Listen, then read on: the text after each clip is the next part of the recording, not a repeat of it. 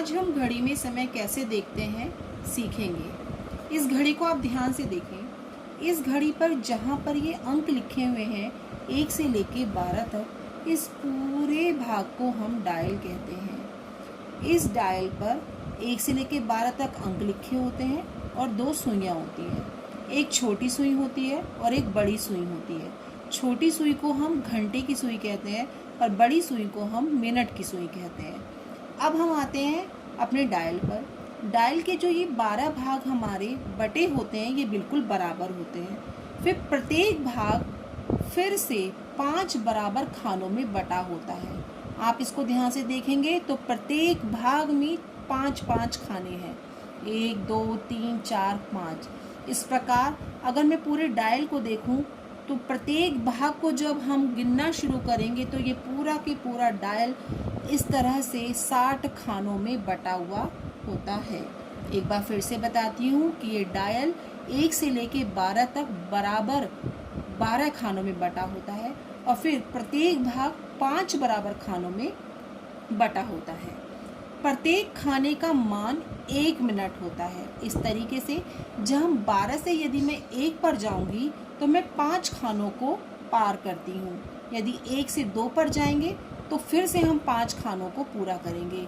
इस तरीके से हम जब प्रत्येक खाने को पार करते हुए जाते हैं तो हर एक भाग में 5 खाने होते हैं, यानी कि प्रत्येक 2 लगातार अंकों के बीच 5 मिनट होते हैं, क्योंकि मैंने आपको बताया था कि प्रत्येक खाना 1 मिनट का होता है। अब आइए हम समय कैसे देखेंगे।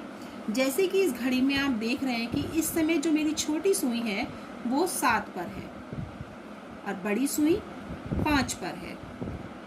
चूंकि हम छोटी सुई को क्या कह रहे हैं, घंटे की सुई, तो यानी कि इस समय इस घड़ी में 7 बजे हुए हैं। और जो हमारी बड़ी सुई थी वो मिनट की सुई कहलाती है और मिनट की सुई इस समय 5 पर है। और 5 पर इस सुई ने 12 से चलकर जब ये 5 पर पहुंची है तो इसने 25 खानों को पार किया है। 5 5 5 5 5 यानी कि 25 खानों को पूरा किया है। तो यानी इस समय कितने मिनट हो चुके हैं, 25 मिनट। अब मैं अगर पूरे समय को देखूं तो इस समय घड़ी में 7:25 हो रहे हैं। बच्चों, इन हम खानों को गिनने की बजाय यदि हमें 5 का पहाड़ा याद है तो उसकी सहायता से भी हम बहुत आसानी से मिनट को ज्ञात कर सकते हैं। यदि मैं 5 को 1 से गुणा करूं तो क्या बनेगा, 5 एकम 5।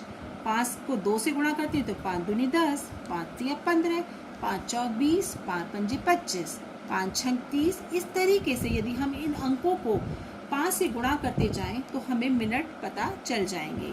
आप इस तरीके से समय को बहुत आसानी से देख सकते हैं। चलिए एक उदाहरण के लिए मैं एक समय और देख लेती हूँ। यदि अब मैं सुइयों की दिशा चेंज कर दूँ, सपोज मेरी छोटी सुई इस समय अब 9 पर है और ये मेरी बड़ी सुई 3 पर है, तो अब देखिए क्या हो रहा है यहाँ पर।